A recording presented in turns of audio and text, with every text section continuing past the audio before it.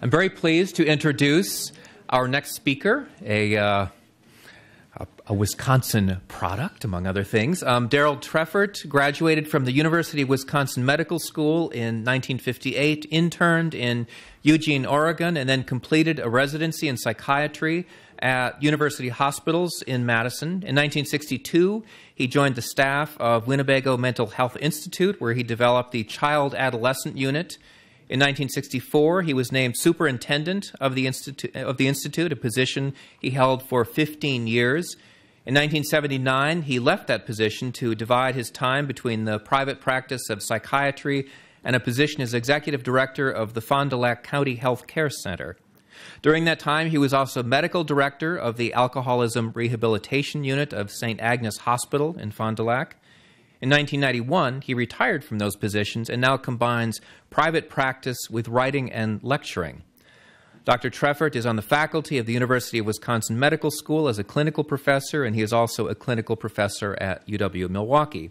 He is internationally known as a researcher on the Savant syndrome, which are sometimes known as islands of genius in otherwise severely disabled persons, and nationally known as well for his writings in the area of the rights of the mentally ill.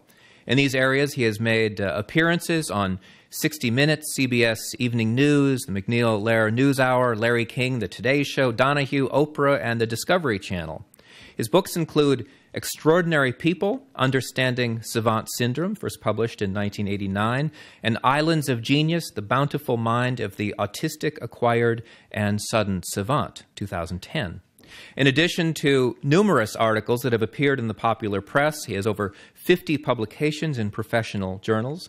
Dr. Treffert was a consultant to the movie Rain Man, in which Dustin Hoffman portrays an autistic savant.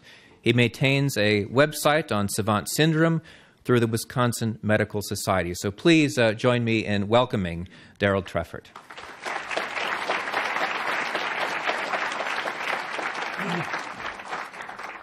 Thank you, and good afternoon. As my introduction said, my profession in large measure has been running psychiatric hospitals. And running a psychiatric hospital is a very interesting occupation, as you can well imagine. In fact, I met my first savant there, and I'll talk about that in a minute. But I had just been appointed superintendent of the hospital, and one evening there was an emergency situation at the hospital for which I had to go back. I was in my street clothes. I got out of my car. I was walking from one building to another, and one of the patients came up to me and said, "Say," he said, "I haven't seen you here before. Who are you?" Well, I said, "I'm Dr. Treffert. I run the hospital." He gave me a very knowing and a very reassuring look, and he said, "Well, you'll get over that. I thought I was the governor when I came in here." So it's provided a decent perspective for me. But you know, Savant syndrome is the UFO of neuroscience. These rare, extraordinary persons fly across the sky of consciousness intermittently, hinting at dormant potential within us all. A little Rain Man, perhaps, I call it. But until we can explain the savant, we can't really explain ourselves. Because no model of brain function is going to be complete until it can explain Savant syndrome. We can't leave it out there as a UFO and then go back to our usual way of thinking about the brain. I met my first savant at Winnebago, as I mentioned. I had started a children's unit there, and we gathered together about 30 youngsters, most of whom were severely autistic. And 4 of them sort of caught my eye. One little guy had memorized the bus system of the city of Milwaukee. And if you told him the time of day and the bus number, he would tell you what corner that bus is going by just then. Another little guy, mute, uncommunicative, you could take a 250-piece jigsaw puzzle, put it down on the table upside down, picture side down, and he'd put it together just from the geometric shapes like a sewing machine. Another little guy was an expert on what happened on this day in history. I'd come on the unit and say, "Dr. Treffert, do you know what happened in this day in history?" I tried to bone up the night before, but I could never exceed his knowledge. And one little guy made free throws. Yes, there is such a thing as an athletic savant. This little guy would put his feet in exactly the same place, hold the ball in exactly the same way, shoot it in exactly the same way, and since it's a fixed trajectory, it always went through. So I got interested in this phenomena. I was intrigued with it then. I'm intrigued with it now, 49 years later, since I met my first savant. I'm convinced that Savant syndrome provides a unique window to the brain that will give us some entry into not only memory and cognitive ability, but also into something I call genetic memory and autobiographical memory. My appearance here may seem a little distant from what you just heard, but in many ways it's not, because when I talk about genetic memory, when I address that later, I'm talking about genetic memory way, way back.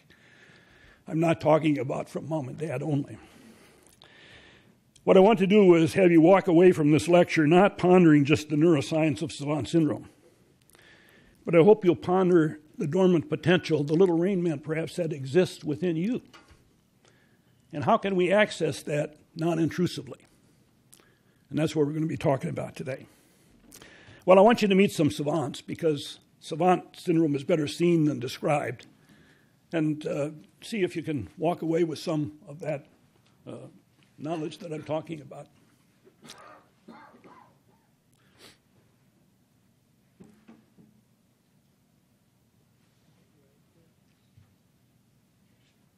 It should work. Oh, that's no good. We have to start at the beginning. I don't know how that got there. Yep, here we go. Sorry about that. I'm not a savant in terms of being able to... Okay, Savant syndrome is a rare but spectacular condition in which persons with abilities have some spectacular island of genius that stands in stark contrast. The abilities are most often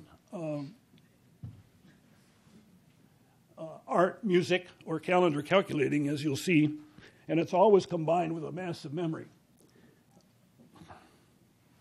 Savant syndrome can be present from birth and be congenital, or it can be acquired. And we'll be looking at some examples of both. I want to start, though, with this brief overview of Savant syndrome.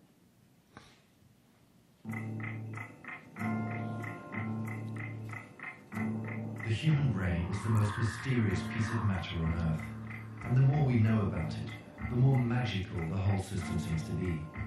However, it is only now, in the 21st century, with new techniques, that scientists can for the first time open up the secret chambers in our heads and watch the complex system of hundreds of billions of neurons at work. Among scientists' most fascinating subjects of study are a small group of enigmatic talents, the so-called savants, the knowing ones. Savants can multiply 5-digit numbers in their heads, or know 12,000 books by heart, or play a melody on the piano after hearing it only once. Over half of savants are autistic. Others develop these superhuman talents only after a brain injury. Experts all over the world are now starting to ask themselves, is it in fact a defect that turns a person into a genius? Hollywood star Dustin Hoffman won an Oscar for his portrayal of a savant in the film Rain Man. He dedicated his Oscar to the real Rain Man, Kim Peek, who inspired the movie, thereby honoring both Kim and all other savants, the guiding light of our journey into this world of beautiful minds. Experts all over the world are now working on the question, is there a hidden genius within all of us? Until we can understand the savant, we can't understand ourselves. And no model of brain function is going to be complete until it can fully account for this incredible disparity. We're going to start with a congenital savant, Leslie Lemke, who actually lives here in Wisconsin. And he is not autistic. He has organic brain syndrome following some surgery that necessitated removal of his eyes. But so not about half of the savants are not autistic and the other are. We'll meet one of each. But this is Leslie Lemke's story.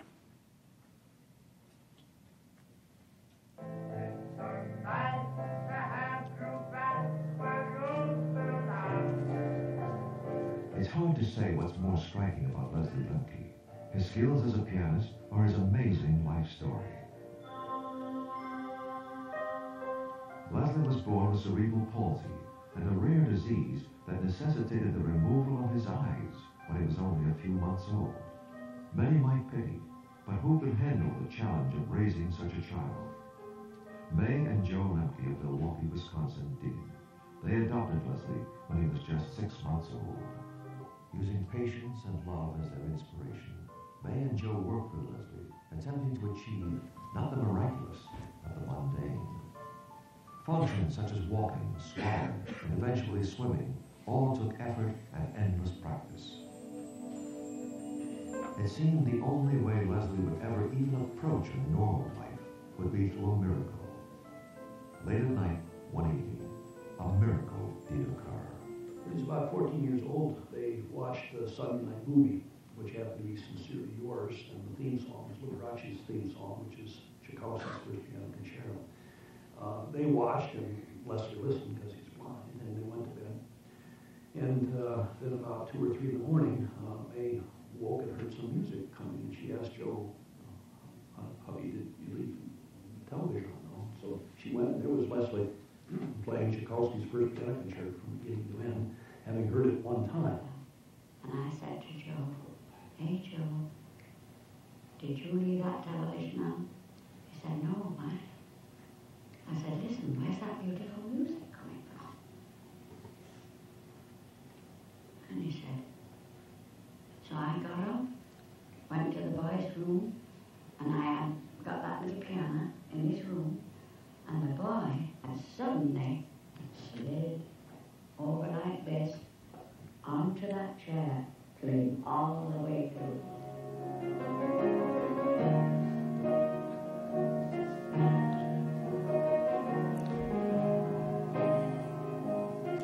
Bear in mind that Leslie has never had a piano lesson in his life. He's blind. There is no Braille music that he can read.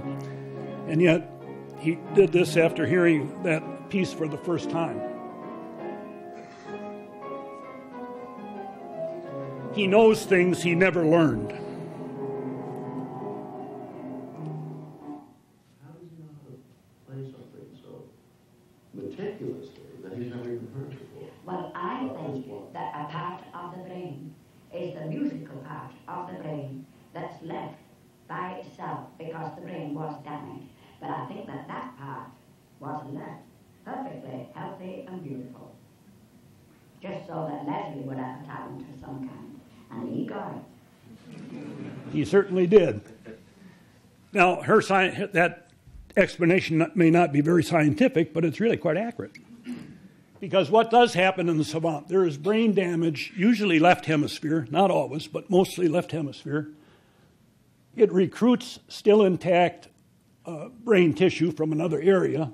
It rewires itself to that area and releases dormant capacity. I used to think that it was a compensatory device that one developed, like we might develop better hearing after blindness. But in fact, this is intact. It is there. And we'll talk more about that in genetic memory, this dormant capacity.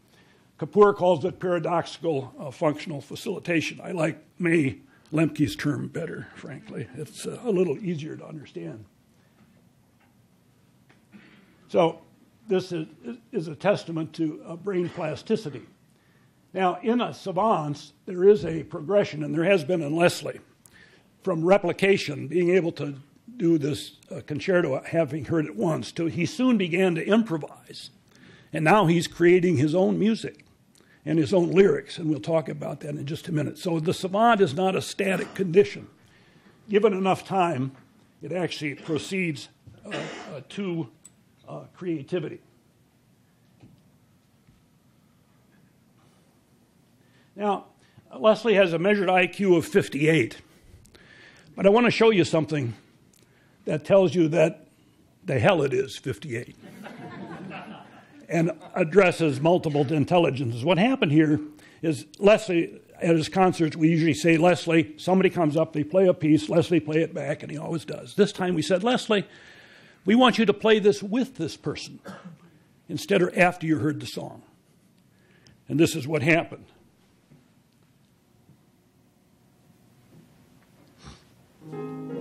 She begins.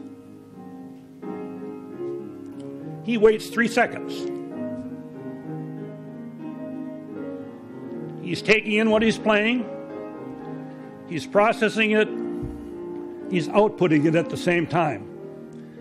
That's parallel processing. That is not an IQ of 58, no matter what the tests say.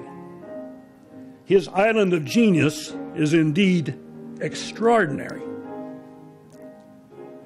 Now, if any of you are pianists, I want you to, try this at home.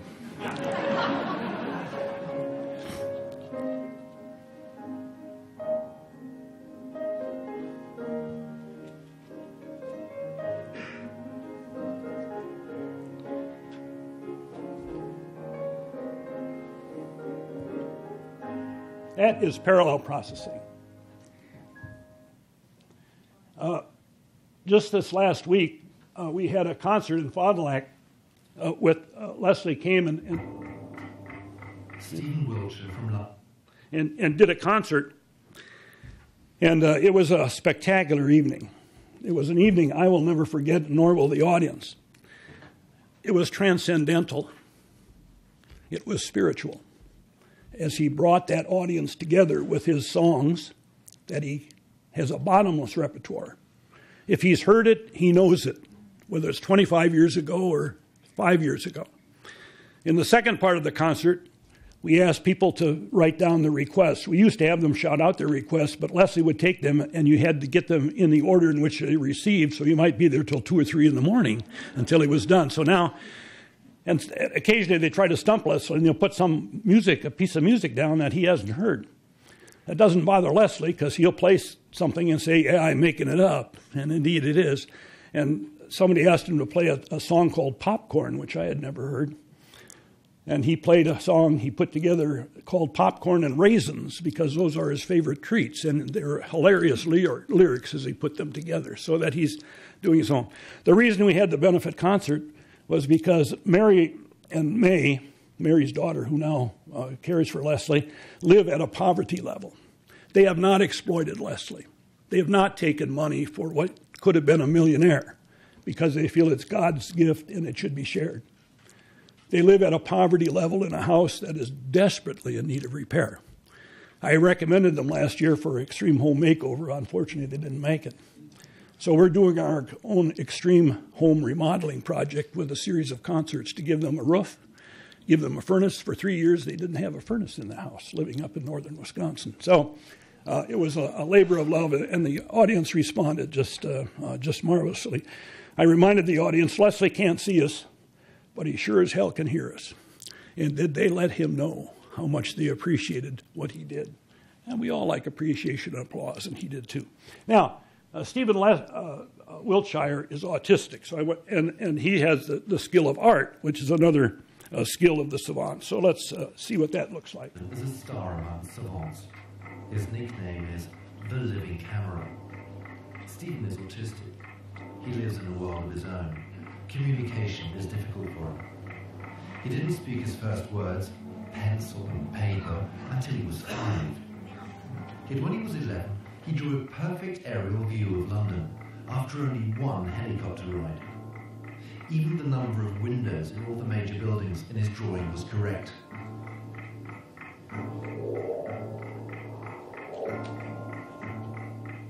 For this film, we're testing the living camera in Rome. Stephen has never seen the Eternal City from above before. After only a 45-minute helicopter flight, we'll ask him to draw a 5.5-yard panoramic picture of the historic city centre, without having a second glance at it. Stephen has 3 days. In these 3 days, Stephen will have to keep thousands of details in his head. The innumerable cupolas, the tiny winding streets, all the balconies and windows of the endless array of houses, and each and every column and window arch of Rome's major sites, from the Pantheon to St. Peter's to the Colosseum.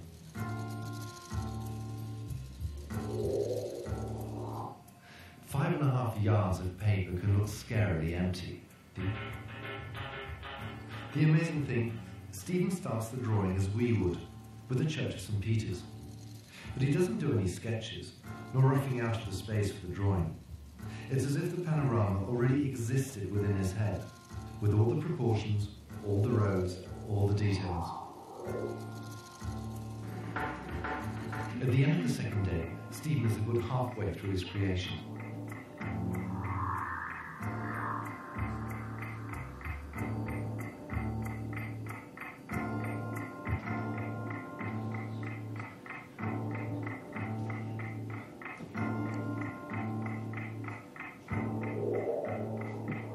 After 3 days of his drawing marathon, even Stephen Wiltshire starts to tire. He has filled in more than 5 yards of paper in fine pencil. He has been restlessly aligning window to window and house to house, because Stephen loves to be applauded for his art. In the left corner, he's finally reached the ruins of the Forum Romanum. Stephen's sister Annette is rejoicing with him. He's made it. Obviously, he's pleased with his work. Yet our vexing question still remains. How precise was Stephen's ability to memorize? Is it really true that you could only see a single curve of the Tiber from above?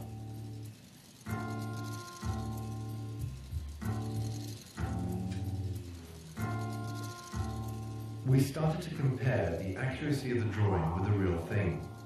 Is Stephen's version of St. Peter's cupola too dominant? Yet here again, like with the curve of the Tiber, Stephen is frighteningly right.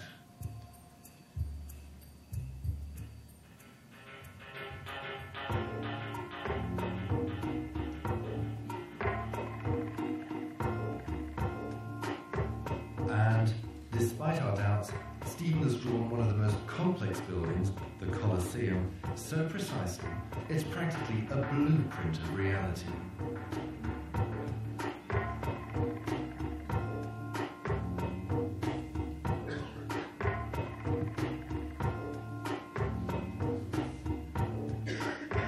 Stephen was also accurate in the instances we checked of nameless buildings and side streets.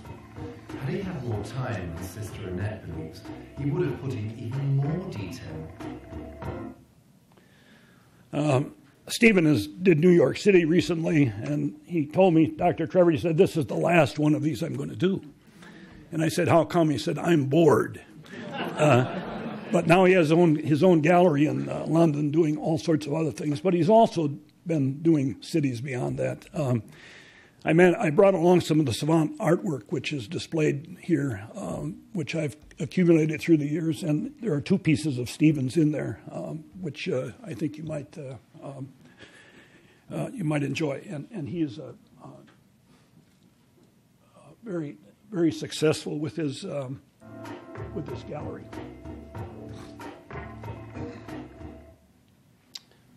And then there's Kim Peak, the Mount Everest of memory. Well, and I've combined him with Daniel Tammet. Many may have heard of Daniel Tammet.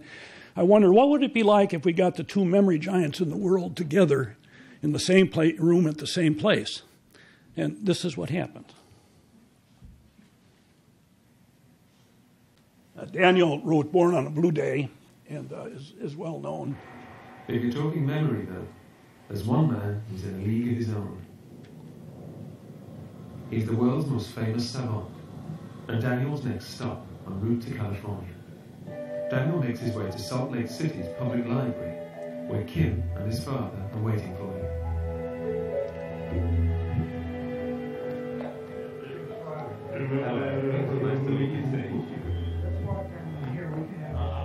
They head off to a quiet corner, where Daniel can find out more about Kim's stupendous memory. Time they moved in there. With total photographic memory, he remembers everything he's ever read.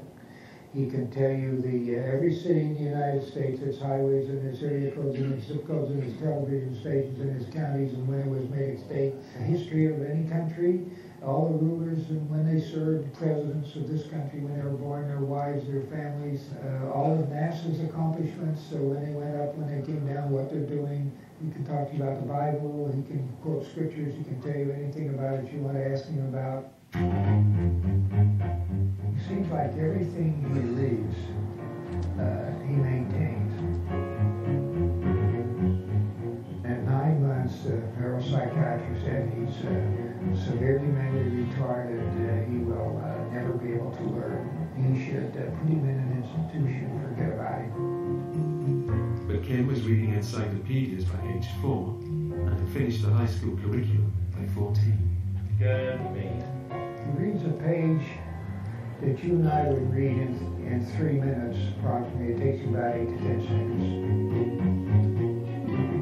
He reads the left page to the left eye, right page to the right eye, and remembers about 98% of it. I think my birthday is January 31st, 1979. It was a Wednesday, and this year it's a Saturday. We turn 2044 on a Sunday. What earth did Queen Victoria become? 1837 to 1901. If Winston Churchill was alive today, how old would he be? 130. And what day of the week would his birthday fall on this year? It would be on a Tuesday, the last day of November. Although I'm much older, you're still a fine. He says you don't have to be handicapped to be different, because everybody's different. His parting words to me were, we looked into each other's eyes and he said, one day you'll be as great as I am.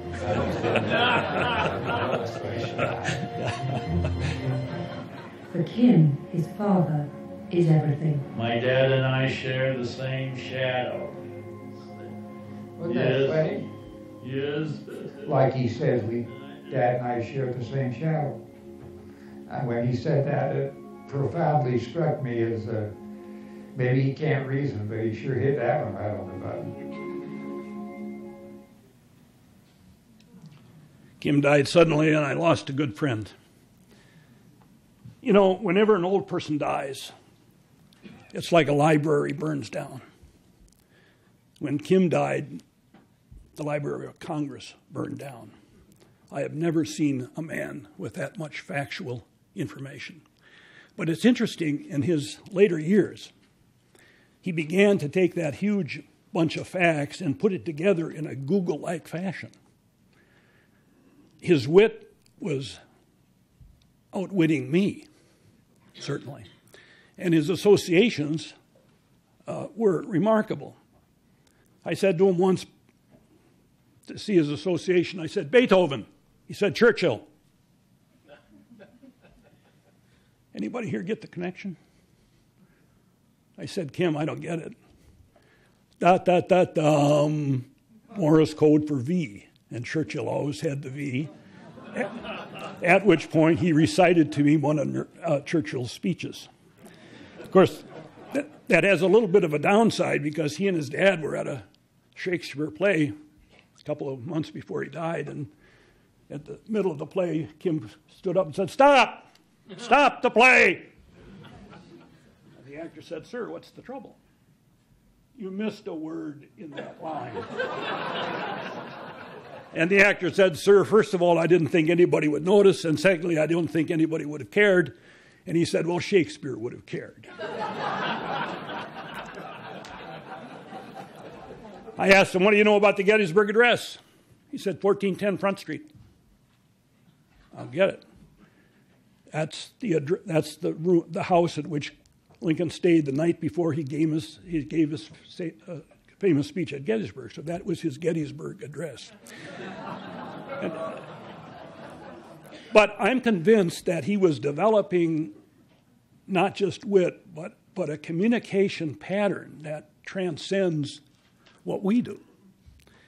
And that's why his passing, I would love to see this develop further, because indeed he had a way with words and language and connections that I think was probably never to be experienced again.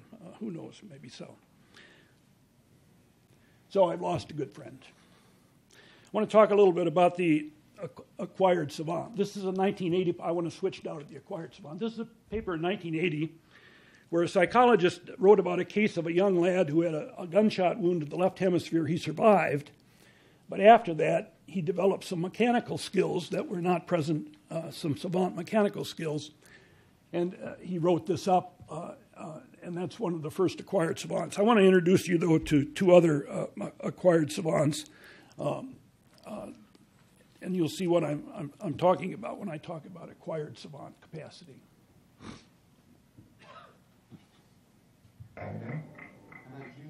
Orlando Serrell is a so-called acquired savant, the term for those who are not born savants, but who suddenly become one, through an accident, an epileptic fit, or a stroke. As a 10-year-old, Virginian Orlando Serrell was a very ordinary boy, but on the 15th of January 1979, he was hit on the head by a baseball so hard he lost consciousness. Since then, Orlando knows the day of the week and the weather on every date after his accident, without thinking about it. Oh. January 5th, 1986, Sunday. January 3rd, Friday, I was at my cousin's house doing some recording on some cassette tapes. February 7th, 1983. Monday, February 11th, Friday, it rained that day, had pizza and Domino's, pepperoni and sausage. December 11th, 1991. Wednesday, December 13th, Friday, I didn't go to work that day. Can just one knock on the head make our memory infinite? Orlando, a janitor at Walmart, shows the researchers where the ball hit him. Scientists have tested him often, and it's been proven that on all the weather data after 1979, Orlando has never made a mistake. October 13th, Saturday, it was cloudy. I had one of them pullover hoods. This part right here was black. It was cloudy. This girl that I know went through across the street to the convenience store. She had on white tennis shoes, white socks, blue jeans, and a yellow one on pullover top. And that was October 13th, Saturday, 84, Run DMC, Curtis Blow, and the Fat Boys at the Coliseum when the people got mugged in the parking lot. Now that's too much stuff to hold it into one brain. We're talking 20 years ago. So how do you do it? I don't know. So that's on October 15th is a Monday. The interesting thing about and unlikely artists. This pause button doesn't seem to pause. The interesting thing about Orlando is that it's not just the weather and the calendar calculating that he can do now, which he could not do before, but he has autobiographical memory. The HyperthreMastic Syndrome that you may have been reading about recently with a woman who, in 60 Minutes, did a program on people who remember everything, and he does. So HyperthreMastic Syndrome being precipitated in an acquired savant is a first as far as I'm concerned. But the whole matter of hyperthremastic syndrome that's a topic of another lecture. I happen to think that we do record everything that we've experienced every day of our life. The problem is not storage, the problem is retrieval. And there are ample experiments. Warner Penfield's works with the probe, looking for the epileptogenic foci that produced the seizure. He would put the probe down on the cortex looking for that spot.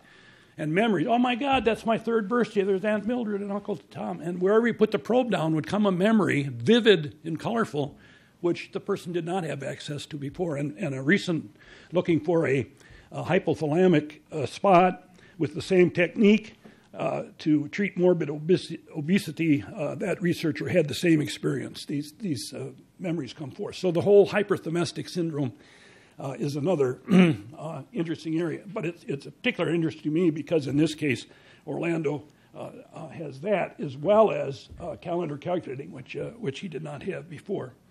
Let's meet another savant.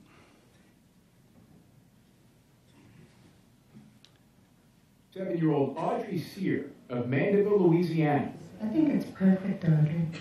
4 years ago, she was diagnosed with Alzheimer's disease. That's when her amazing ability was suddenly unleashed. Talent she'd never shown before, not once in her entire life. This one? When you see someone like Audrey Sear, and you can see her painting, you know that dementia has unlocked something, and that this would never probably have occurred if it hadn't been for that degenerative disease. This is a normal, healthy brain here. This is a patient with dementia. This white here represents fluid, and the fluid is there because the brain has atrophied. It has been lost. And this is the language area that has lost tissue. That's the left hemisphere of the brain, the area damaged in both an autistic child like Jonathan and an Alzheimer's patient like Audrey. It's pork chop, isn't that right? It's called pork chop. Somehow, the damage on the left side actually strengthens the right side. Yet, this visual part of the brain, I think the right side of the brain, is suddenly expressing itself in a way that it never had before, and it's expressing itself in pain. Dr. Miller's patients suffered frontotemporal dementia. They lost cells in parts of the brain that regulate social behavior. These imaging studies reveal similar left brain injuries to those of Savant's Robin had been studying. This is exciting new evidence that, for the first time, is taking us closer to discovering the cause of Savant syndrome.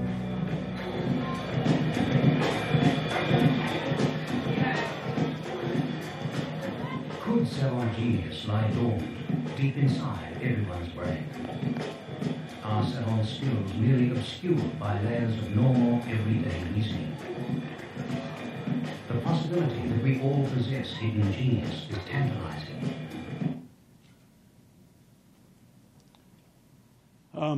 Dr. Miller is a neurologist in San Francisco, and he has 12 such patients now with frontotemporal dementia, generally with the lesion in the left anterior temporal area. And frontotemporal dementia is different than Alzheimer's. It's actually called Pick's disease because it picks certain areas, and it happens to be the left anterior temporal lead. And he has some remarkable artists and musical composers that have emerged where that was not present before the dementia began, which, again, as far as I'm concerned, speaks to the issue of that dormant capacity within ourselves. The big question is, how can you tap that without getting hit in the head by a baseball or having a stroke? And maybe we'll have time to get to that a little bit. But these to acquire savants, there's a trade-off in terms of brain damage and disability. But is there any condition in which people have that kind of an injury and there's no trade-off? Is that possible? And what would that mean? Well, let's see.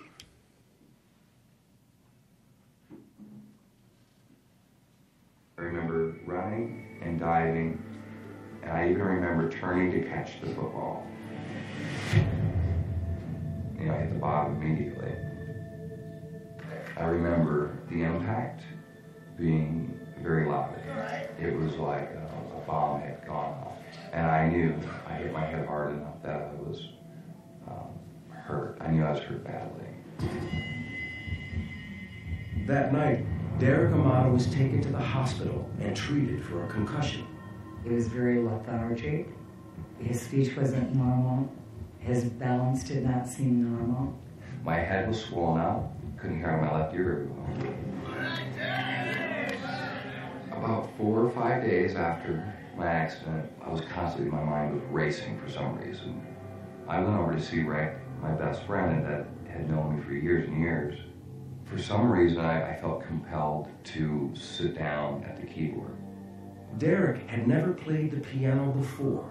And I just began to play.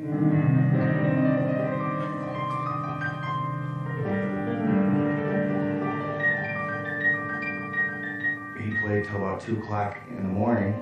I sat there and just listened to him. It was no Mary Had a Little Lamb. It was a fully structured piece.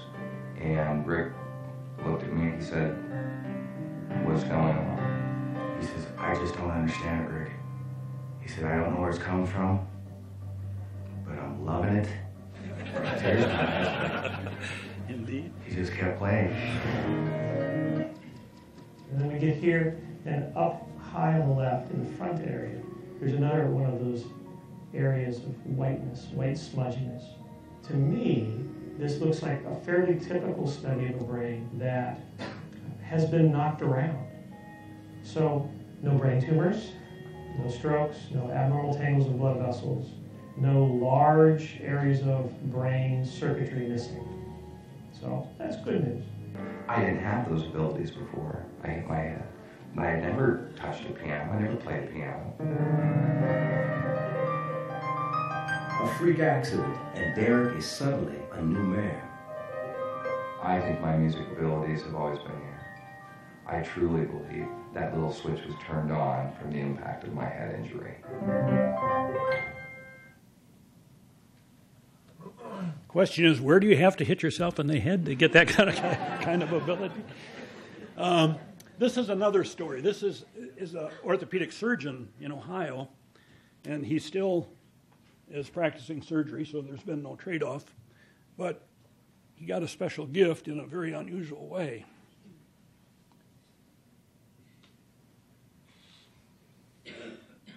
I was just getting ready to hang up the phone, and all during this, I was oblivious to the fact that there was a storm coming. And I had the phone right about here.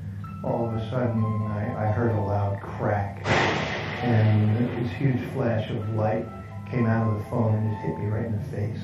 What of the ordinary started to happen? It wasn't until several weeks later that I started to have this incredible desire to hear piano music. And I thought, oh, this is kind of weird, because I really wasn't a piano kind of a guy. I was a rocker for, that's what I like to hear. And I had taken some piano lessons when I was 7 for about a year, and I really wasn't interested. Another jolt further fueled his appetite to play, this one in the middle of the night. One night, I woke up out of a dead sleep at 3 in the morning with a dream. And in the dream, I was in a tuxedo at a concert hall, and I was playing a piece of music that was my own. And I'm in front of all these people, and I could draw a picture of the concert hall. If I ever see it, I'll really be freaked out. But I remembered the music. And the memory of it was very clear. And what was more interesting about it was that every time I sat down to play, the music would start coming. So I would be trying to learn a piece of music, and this other music would just kind of muscle in and say, hey, I'm taking over.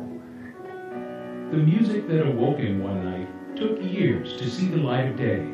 It's 3 movements long, and is about 26 pages. It's a fairly lengthy piece of music for a first composition. He spent years refining it. I've tried to be very true to the dream. And has performed it publicly. It's been well received. So I'm continuing to work on it and hopefully record it in the near future. The piece lasts about 25 minutes and is called Fantasia, the Lightning Sonata. He performs as much musically now as he does surgically. And has the interesting thing about somebody once said about Mozart that he never composed anything. He just wrote down that which was already inscribed on his soul. And here we're beginning now to merge into what I call genetic memory, because he's saying this piece came to me, and I can't get rid of it, and it's there. And that is in his system, I think genetically, and goes beyond his recalling pieces, but rather is something that he cannot necessarily get away from. And I want to show you 2 other cases now of savants where that same phenomena is present, which, as far as I'm concerned, brings us into a discussion of genetic memory. But I'll let you, before I get there, I should say this. Is there such a thing as a normal savant? Well, it's sort of an oxymoron. But there are people who are normal people who have savant-like abilities, and I have a whole stable of those people with most interesting talents. This particular woman, is in Geneva, Switzerland, working for the CERN project, whereas she never had any training in physics before she picked up a physics book in Geneva. Now she's working for the CERN project. She simply absorbed the book immediately. She was welcoming a group of people to Geneva at a conference. And what she did was to write with one hand in one language simultaneously with the other hand in another language. Try that at home.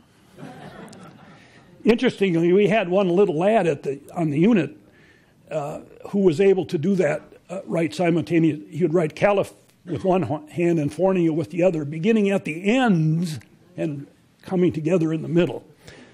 So other people have, there's a fellow by the name of Scott Figerland in California who, if you talk to him, he will say back to you a whole paragraph, for example. He'll put the words in alphabetical order and then pronounce it back with the words pronounced as if they were in alphabetical order, which is a whole different language. I have another lady who says that whenever she talks to somebody, she sees what they are saying to her like the Times Square sign, which is interesting until she runs into a word that she doesn't know how to spell. Then she has to ask the person, would you spell that word, please? So it's a little bit of an inconvenience. But the normal abilities in savants is another dimension. And I discuss these cases and the other acquired savants in the Island of Genius book. I'm not here to peddle the book, but I'm here to say that if you want to learn more about acquired savants, these case histories, including Tony and Derick and others, are in there, as well as the normal savant phenomena, which is indeed a very interesting phenomena.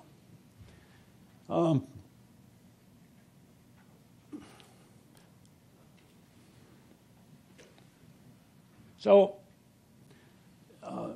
when I talk about genetic memory, I'm talking about savants who know things they never learned. And if there's ever an example of a group of people who demonstrate that they know things they never learned, it's savants, particularly those severely cognitively disabled, like Leslie Lemke. He's blind. He's never had a music lesson in his life. But professional musicians who meet him say he knows more than I know, having spent my whole life at the conservatory trying to learn this. So it came installed, factory installed. And there's a whole lot of stuff that comes factory installed in all of us. We don't start with a blank disk and become what we put on the disk through our experiences. No. We start with all sorts of information, intelligence, factory installed. Jung called that a collective unconscious. My view of that is collective unconscious and his are somewhat different, but we agree on the genetic memory aspect of it. Dr. Carpenter talked about congenital gifts and intuitions. Wilder Penfield called it racial memory. The brain comes loaded. Others have said that we don't start with a blank disk. And Butterfield, who writes a lot about math, talks about the inherited math module. The point is, the brain comes fully loaded. But we only use part of that. Maybe because it's only a backup system and we can't access it. If we did, we'd just be too overloaded with sensory stimuli or whatever. But the fact is that in all of us, there are things that we never learned. And from the earlier discussions, one of the things that's puzzled me is how many savants are calendar calculators. Why that obscure skill? Well, I think it may go way back in time to where the sun and the stars and the seasons had some meaning for survival. And it is a very primitive kind of knowledge that's carried forward because so many savants who calendar calculate have not studied the calendar, but they have that intrinsically, including somebody like Orlando Serrell. But I want to continue with two other examples of this. J. Greenberg is not a savant. He is a genius, a prodigy. And when he was about 3 years old, he started to draw cellos. His family is not musical, and they'd never had a cello in the house. And then he said when he was about 3, he said, I want to play the cello. And so they took him to the music store and gave him a miniature cello, and he played the cello, which he had never picked up before. And when he came home, then he did something different with his inscriptions. And we pick up the story there. J. Greenberg is an American composer who some say is the greatest musical genius to come along in 200 years. He wrote 5 symphonies by the time he was 13 years old.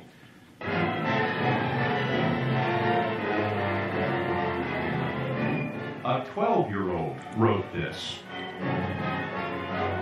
He wrote every note for each and every instrument, and the really amazing part is he wrote it in just a few hours. By age 3, Jay was still drawing cellos, but he had turned them into notes on a scale. He was beginning to compose. He hears music in his head all the time, and he'll just start composing, and he doesn't even realize probably that he's doing it. How is it possible? Well, Jay told us he doesn't know where the music comes from, but it comes, fully written, playing like an orchestra in his head. As you hear it playing, can you change it as it goes along? Can you say to yourself, oh, let's bring the oboes in here, or let's bring the string section here? They seem to come in by themselves if they need to. It's not something you're trying to do. Yeah, because it's like the unconscious mind is giving orders at the speed of light, you know. I mean, so I just hear it as if it were a smooth performance of a work already written, when it isn't. The unconscious mind is giving the conscious mind material at the speed of light. Well, that's a good deal of what Savant syndrome is, because there's not only damage to the left hemisphere, there is damage to the higher cognitive memory circuits and reliance on habit memory. And this is what he's talking about. But nevertheless, it's there. It's installed. And this is Matt Savage. Matt Savage is exactly what he looks like, a Harry Potter among savants. But when he was a little boy, even the smallest noise made him cry, and he wouldn't even allow his mother to touch him. A pediatrician diagnosed Matt as being deeply autistic, incurable. But Matt's parents found a therapy for him. When he was 6, Matt confessed to his mother, "My head's full of mathematical problems." Soon afterwards, Matt discovered the logic of the 88 keys of the piano. He taught himself to play overnight. 6 months later, he mastered Schubert's sonatas. He's been composing jazz music since he was 7. On the eve of his 13th birthday, Matt plays in New York's most famous jazz club. Almost all the pieces he performs at the Berlin Club have been composed by Matt himself, including El Fuego, the Fire.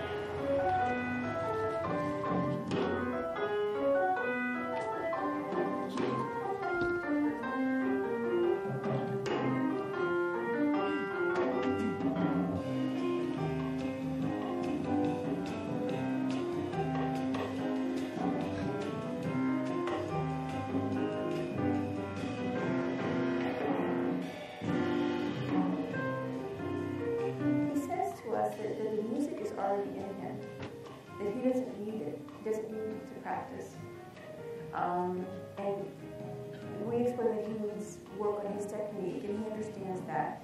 But the music part of it, he says, is already there. Man comes with an intrinsic knowledge of music, which predates everything that he's learned. And as I work with prodigious savants, I've come more and more to realize that they, and I think we, come with what I call software installed. That may be the musical chip, the language chip, or the mathematical chip, which is already contains a great deal of knowledge. Seems to know things that are deeper than his own existence. He knows things that are deeper than his own existence. And he is extremely evolved. That's also, I think, has to do with the mathematical ability to figure out how to play lines, being able to play improvised line on top of an existing harmony that is going by. About Jacqueline Dupre, a cellist, Pinchas Zukerman said, "I think she was done before she was born." And that's, I guess, a definition of genetic memory. We're running out of time, and I don't have time to discuss foreign accent syndrome. But that's a condition in which people who have never spoken a language from a country they've never visited develop an accent which is indistinguishable from the countries that they never visited. Now, some speech therapists say, well, it's just a difference in consonants and vowels. Well, if I had the time, I would show you some cases, and you can make up your own mind if that is just consonants or vowels. This little lad had meningitis and changed his accent from the typical English accent to the Yorkshire accent and can now not get rid of it. And it's not something that goes away. We went by that one very quickly, but that case was a race driver from Austria who was in an accident here in the United States in his race car and was unconscious. He recovered when the medics got there, and he spoke to them in English until he recovered, at which time he went back to speaking his Austrian, and he could never speak English before or after. And yet he spoke English perfectly. Well, let me kind of wind things up here. If anything has been impressive to me about the Savant syndrome, it's been my admiration for the magnificence of the brain. I am in awe of that 3.5 pounds of stuff that we carry around and take for granted when you see what it can be done or what can happen in savants. And I use as an illustration this picture. Those are 5 of the IBM data banks of Watson, the computer. There are 5 more of those. And there's the brain, 3.5 pounds, that not only programs the IBM computer, but instructs it on everything it knows. And we can do that in our head, which to me is, as I said, is simply a marvel. And this particular picture tells a story. Because we talk about we only use 10% of our brain capacity. Well, I think that may be an overestimate. I came across this in the Lancet magazine. I was paging through and I saw this MRI image, and I said, I wonder what that is. And so I went to see what the history is. The history is that this gentleman, who's now in his 40s, had hydrocephalus as a child. They put in a shunt, it blocked when he was a teenager. They put in a new one, and it apparently worked. When he was in his 40s, about age 46, he developed a twitch in his leg. And he went to the doctor, and he said, I got this twitch, and I can't get rid of it. The doctor said, well, let's take a picture. And they took a picture, and this is what they saw. There is a thin rim of cortex. The rest is fluid. That's supposed to be cortex. He's fully employed. He has a family. His IQ is 80, and he has no neurologic deficits. The twitch finally went away.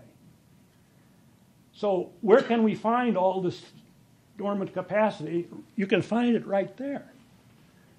Because if he can function with 10% of cortex, then what about all that space that is available for all the other kinds of things that I'm talking about, and I think are in fact lodged there? Actually, this is called the Dandy-Walker syndrome, and there are other cases of that. Well, the bottom line, I think, is this, that what have I learned? Well, I've learned about the magnificence of the brain in a way that I really didn't appreciate it before. I've also learned that in every handicapped person, there is an island of intactness that we need to reach out and grab and nurture.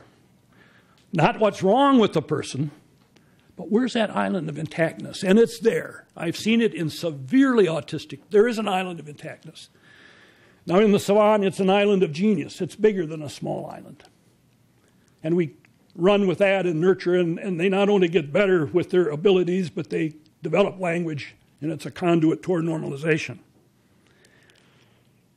The acquired savant suggests that there exists in each of us islands also that we don't have access to, but we need to learn how to access those without in non-intrusive ways. But also, while I've been impressed with what the savant can do, I want to tell you I'm also impressed by who they are. I'm certainly interested in the condition they have, but I'm just as interested in the person who has the condition. Because these are remarkable people and families that have hope, perseverance, patience, love, and love is a damn good therapist too. Savant syndrome provides a unique look into the brain function, memory, and dormant potential that I'm convinced resides within us all. It holds a mix of human interest and scientific interest, and studies ahead on Savant syndrome, I'm convinced, will propel us further than we've ever been in better understanding both the brain and human potential. Let me close with one clip.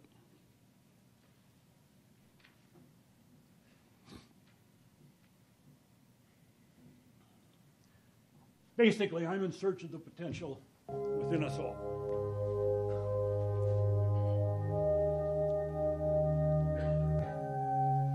There's no doubt that abilities like Daniel's are extremely rare. I think Daniel's ability is at a prodigious level because it would be spectacular. If that were to be seen in any of us, it would be spectacular. Equally, though, Daniel has been blessed with almost miraculous good fortune. The line between profound talent and profound disability seems really and surprisingly thin one. The way Daniel can describe his inner world is giving scientists a window into the brain that they've never had. But the truth is, their journey of exploration is only just beginning. The bigger question is whether we all have some of those abilities within us, and that is what I refer to as the little great man within each of us. What I do, I don't think it's supernatural. I don't think it's something that can't be explained. Who knows, there may be abilities here that everyone can perhaps tap into in some way. Savant syndrome is challenging us to think in new ways about intelligence and what intelligence is. If you want to see more savants, go to www.savantsyndrome.com, and I've got a number of videos posted there. I said I was on my last clip. I got 2 minutes left that I really want to share with you. Not the book, but I mentioned the love and care and concern, and I want to share with you my favorite. I got miles and miles and miles of footage on savants, but the next minute and a half is my favorite clip of all. What happened is that in her final years, May Lemke, that you met before with Leslie, developed Alzheimer's disease. And as he was gaining her memory, she was losing hers. I was visiting their house, and she was sitting there staring at her hands, which is not the May that I remember, who was the Energizer Bunny running around. And so I said, May, come on over here. Sit on the bench by Leslie. Leslie, I said, play something for your mom. And this is what happened.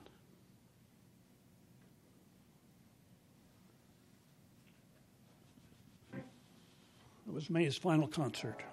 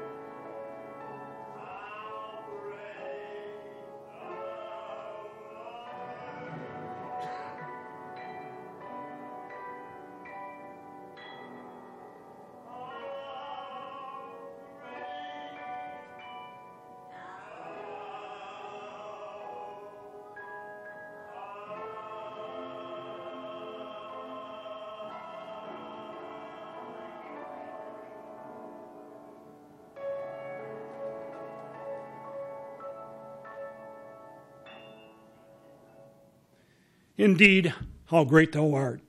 Thank you very much.